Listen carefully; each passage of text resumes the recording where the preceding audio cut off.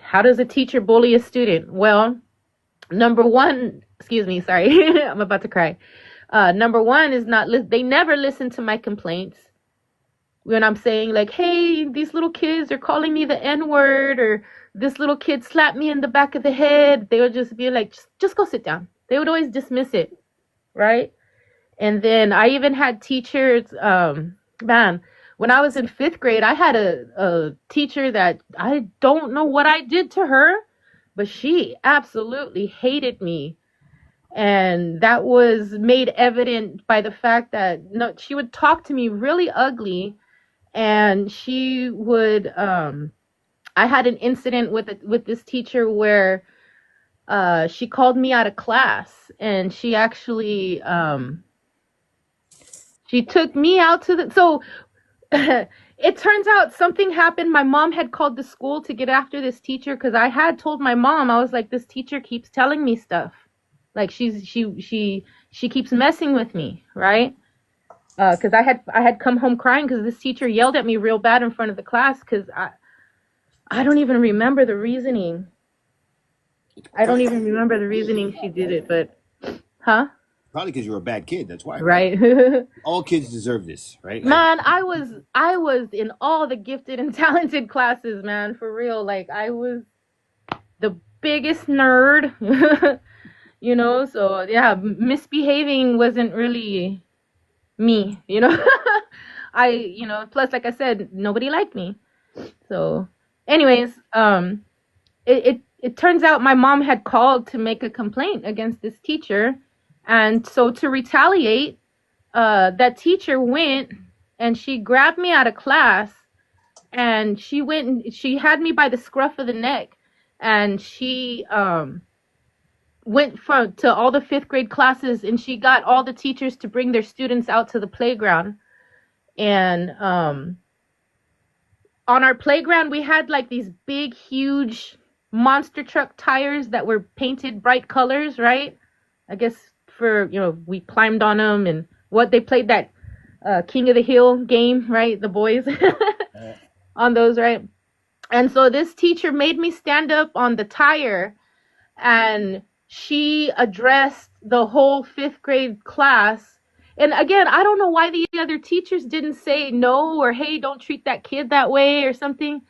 But she told everybody, she called me a fibber, which in fifth grade, I had never heard fib. I know what a liar is, but fibber, I didn't know what that was, right? So I was ultra confused because she's like, this young lady right here is a fibber. She told her mommy on me and said that I was not being fair. And that, right? So yeah, she instructed everybody. She said, make sure when you see her that you call her name, fibber. So yeah, for like a week straight, right? So not only did I have to contend with what was already happening, now everybody thinks it's funny to point at me and laugh and call me a fibber. I'm sorry. I probably would have pointed and laughed and called you one too. Right. Fibber, liver din. Right. But yeah, like that was, like I said, so that was pretty, traumatic for a little kid. Yep. And so to go back, with that did have a negative effect with my relationship with my parents too, because I don't think they understood how bad my bullying was. You know what I'm saying? Because I didn't get any help. So how did your bullying in your childhood affect your self-esteem and your mental health? Terribly and negatively. Like I said, I'm amazed at myself that I got the courage to, sing for the first time, right? But yeah, so bullying actually it almost killed me. And the reason being is, like I said, I was bullied relentlessly from the time I was in first grade all the way to high school. And I tried to be tough. I tried to talk back. I tried ignoring. I tried all the tactics that they tell you, but it just didn't stop. It didn't stop. I was ugly, gross. They called me BBB, Big Butt Becky. They would make those sounds Like they'd go boom, boom, boom. Becky's coming in the room. Oh, watch your stuff. Like, oh my God, it was just so. Anyways. I actually enjoy your butt and its size. Right. Well, so everything came to a head, and like I said, I almost lost my life in ninth grade. In ninth grade. It was the first week of my freshman year. I go to PE, right? It's my first time having to dress out in PE clothes and whatnot, right? And back then my mom would always reward me for getting straight A's or AB honor roll, whatever, right? The good grades. She would reward me with, outfits or rings or just different things, right? And she had bought me a brand new, it was a Nike outfit. It was like the tennis skirt with the matching little shirt and then the shoes, everything was Nike, right? And that's what I wore this day, right? To, when we were going to dress out for PE. And so I go do PE, I come back, somebody stole my clothes. Nobody knows who did it. Everybody's playing stupid. I go to the office to try to get some help. And I'm like, they stole my clothes. Can you please help me call my parents so I can, because I'm all stinky and gross in these PE clothes, right? That's all I have. And the school was like, no, you'll survive. That's what they told me. Yeah, they're like, you'll survive. And so I had to go the rest of the day, in my PE clothes. And of course, there it goes again. People, you can't even change. You're poor. You don't have no clothes. Oh my God.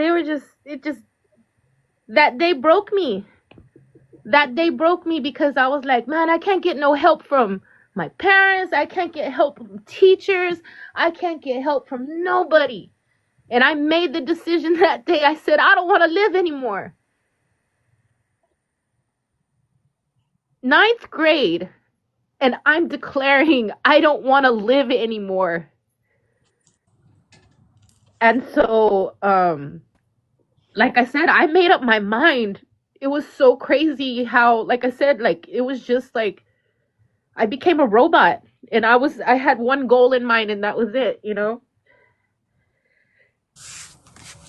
And like I said, I was a super nerd. And you know how I am now. I love to read. I love learning about stuff, right? And this is why it's very important to the books that they have in the children's libraries and stuff like that, because they had a book on how to commit suicide. And I read it. Wow. I learned from it. Yep. I still, as a grown up, I'm like, wow. And so, yeah, I followed one of the things that it said.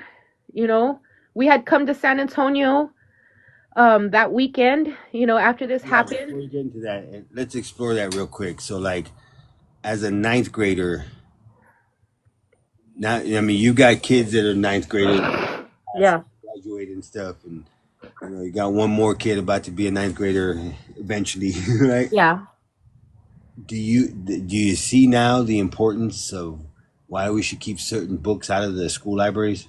Well, yeah, it's very, like I said, you don't know what the kids are going through, and you just, like everything else, Should you have been allowed to? Oh, she feels this way. She should be allowed to explore that.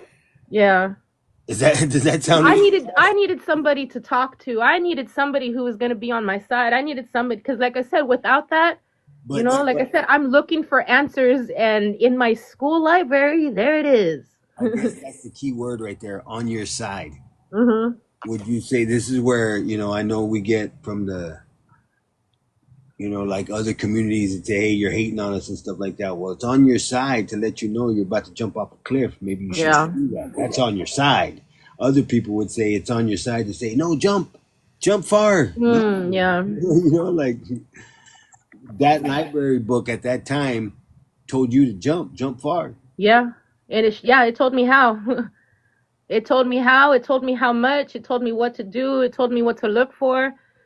Yeah, like I said, I was determined. That's where my mind was, because my thinking at that time, I was so depressed that I kept blaming God, and I told God, how could you make me to be bullied like this? How could you make me for people to just hate me? So I had a bad relationship with God during that time because I had nobody even like shared him with me. So without God, obviously that's the way you do now, but Yeah. how did you cope with your pain at such a young age? Oh man. Um well, for me, I keep saying it many times, is like my cartoons, my funny shows, right? A lot of that is what kept me going. It was my escape, you know, to be able to have, just my time of laughing and, you know, um,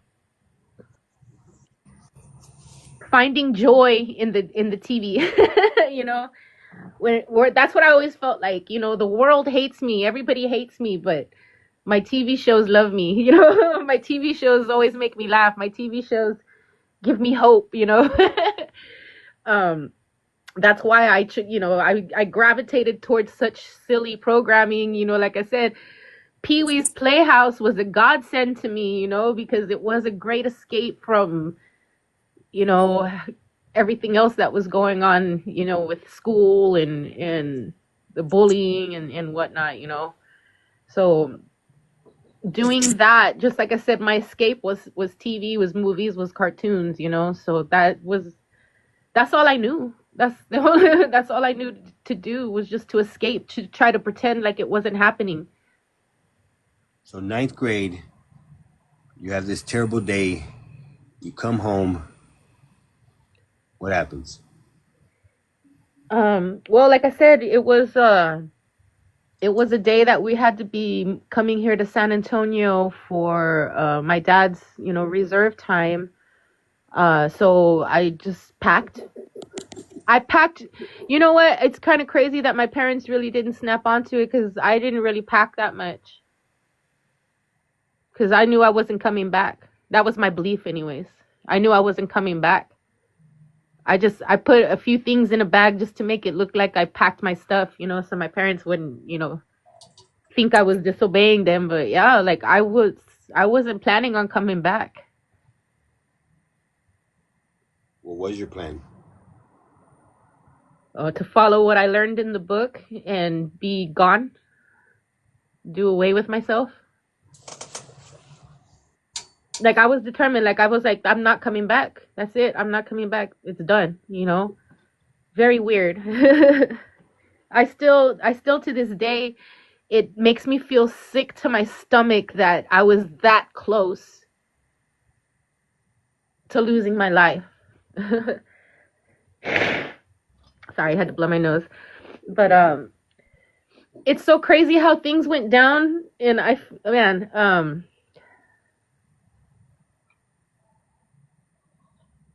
well, without being too specific, the book gave me instructions on how to hurt myself with overdosing on medications. So that's what happened, and it was I grabbed something. It was my grandfather's medications, and I remember that night. I said goodbye. I said goodnight to my mom and dad, and I'm sitting there getting ready to do what I'm gonna do, and I wrote a stupid note. It said something like "catch you on the flip side" or something like that. Why did I write a note? I don't know. I just thought, I don't know. Again, I was just like, I was doing everything the book said. Orale Holmes, get you later, alligator. Right? Who wrote that book? Yeah, right. Well, they didn't tell me to say that, but it was, anyways, they didn't. I don't, where did I get that from? I don't even know. I don't know why I wrote that. From Los Chicanos de lo East Side. Right? But, I, it's so crazy because I did that, and I took the overdose of medication, and thankfully, I had vomited up some of what I had taken. I think that's what saved me, because the next thing I know, I was out. I was completely out. So everything I'm about to tell you is from what my parents and my family told me, right? So apparently I had fallen out of the bed, and that had gotten the attention of my parents, because my dad was up first thing in the morning, like 4 or 5 o'clock in the morning, getting ready to go do his reserve duty. And they said they heard a thud. They heard pop. I fell out of the bed, right? And then they said my dad tried to revive me. So my dad, his job in the Air Force was a medic. He was a medic. So my dad, they said my dad had to do CPR, and he had to give me mouth to mouth. And all I know on my side is that I do remember it was like a dream. And I remember the world looked like sepia tone. I remember it felt like I was floating in Corpus. I remember like I said, it felt like it was like a dream. And I remember I was specifically in this one place in Corpus. It was like an intersection of streets. But what was crazy about it is that there was nothing there. There was no people, no cars, no nothing. I was the only thing there, and everything looked sepia tone. And I just remember the dream was like, it was scary because I didn't know where I was. I didn't know what was going on. I remember waking up to seeing some of my family there. And when I woke up, I had my vision was messed up. It was like double vision. So it looked scary. It looked like I remember it was my uncle that I saw first, and he looked like he had 4 eyes, and it was scary. So after that, after I start coming out of it, I was in a coma for 2 weeks. So from when I'm thinking I'm just going to sleep and waking up the next day, I was in a coma for 2 weeks. And it turns out what I had grabbed from my my grandpa's medicine cabinet, it did some serious damage to me. I had stopped breathing. My heart stopped 3 times. My mom and dad said that those 3 times they had come out to tell my parents to say goodbye.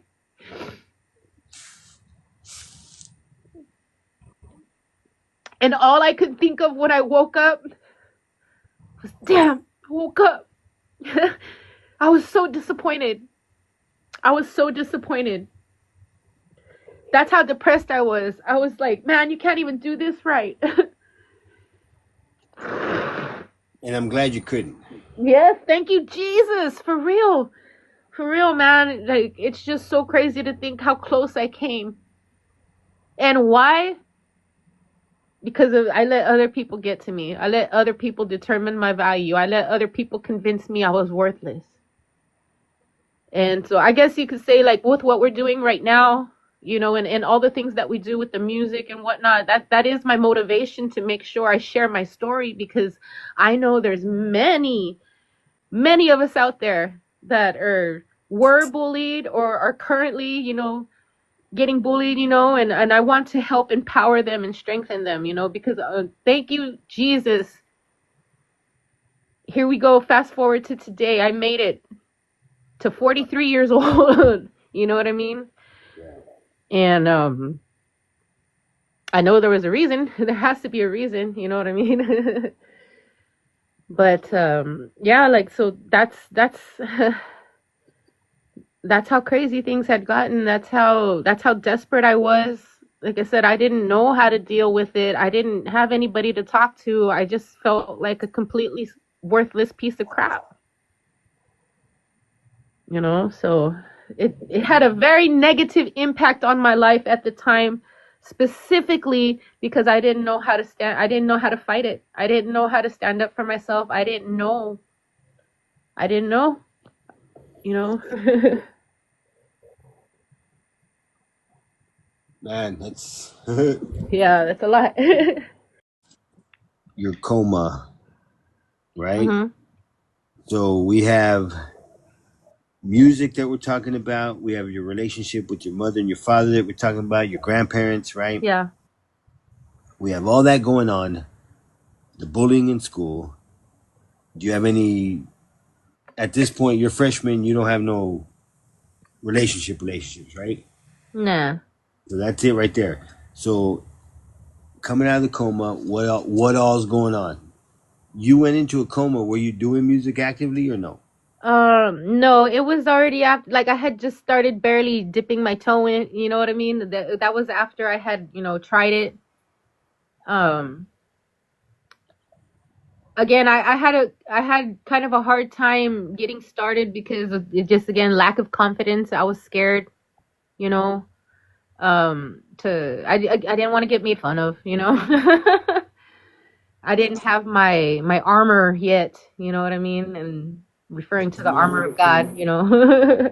coming out of the coma, where we at right now? What's going on in your life? What or how does it happen from there? Well, I had to, man, it was kind of scary because I didn't get to go home after that. I had to go to um like a psychiatric facility for kids. Yeah. And so that was that was a crazy experience because I was, What and like I remember that stuff. I remember hearing that on commercials and stuff. It was charter, wasn't it? yes. Yes. I remember hearing the charters Yeah. hospitals, right? I remember. Behavioral health or whatever. Yeah, it was So take us on day one into charter. dang, it was really scary because, again, I didn't live here in San Antonio at the time. I was from Corpus, so I'm having to stay here at this facility, away from my home, away from my parents. In the beginning, it felt even more like a punch to the gut, from my parents, because I thought they were abandoning me. Because when I got dropped, I didn't really understand why I was going to this facility. But later on, I learned that the Child Protective Services had gotten involved with my parents because I had, attempted, you know, to hurt myself. And later on in our story, we'll talk about that. But we also understand how that is. Like Yes. that's not a good deal. Yeah, no. So that was the condition on which they would let my parents take me out of the hospital, was I had to be checked into a facility. And I didn't understand, and I thought my parents were abandoning me because when they dropped me off, I was begging, please don't leave me here, please. And my mom wouldn't even look at me. I was like, Mommy, please, I didn't mean it. I want to go home, right? And they left me. So that first day, I felt betrayed because I didn't understand that, like, hey, this was like, because I did what I did, like, they're trying to make sure I'm okay. And as a parent now, having gone dealt with CPS, having freaking Yeah. been through this stuff, right? Like, can you understand as a parent, like you did that to yourself, Yeah. and CPS got involved. There's no, I have because I Yeah. have to do this, or I go to jail. Yeah. I Yeah, and again, I can now I understand now, understand, but but at the time, no, yeah. I didn't understand. So that first whole day, I was just, I remained depressed. I didn't want to talk to the counselors. I didn't want to talk to anybody, right? And then so I was there for a whole week. Thank God, because they kept saying that I was going to be there for like months. I was so scared. But yeah, like every day that went by, there was kids coming in that were, oh my gosh, just going through some way worse stuff than I could possibly imagine. I was in there with a young lady that she was there because she talked to the devil, and she did it several. I was her roommate. I was her roommate, and I remember several times waking up in the middle of the night to her beating up the wall, talking to it, saying, she's like, "You're not gonna get me, Satan," and she's like hitting the wall like hardcore. Like, Well, at least I she's trying to believe stay she really awake. believed she was fighting the devil, and it was scary. So I had stuff like that going on. We had there was dudes there that were fighting all the time, and it I was just like, I was so scared, and I just wanted to go home. So I made sure, I talked to those counselors. I told them whatever they wanted to hear. I told them I just kept saying, I miss my mom and dad. I want to go home to my mom and dad. I love my mom and dad. This was an accident. I'm sorry. I just needed help.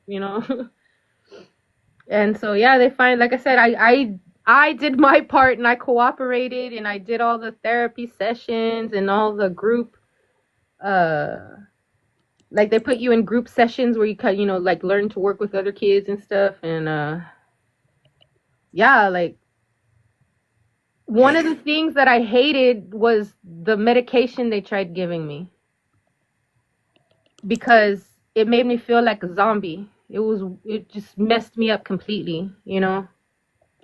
And we'll talk about that later too, because this won't be your first or last experience with Doctor Oh Strange. yeah. Oh yeah. Dang. All right. So, what happens when you get out of charter?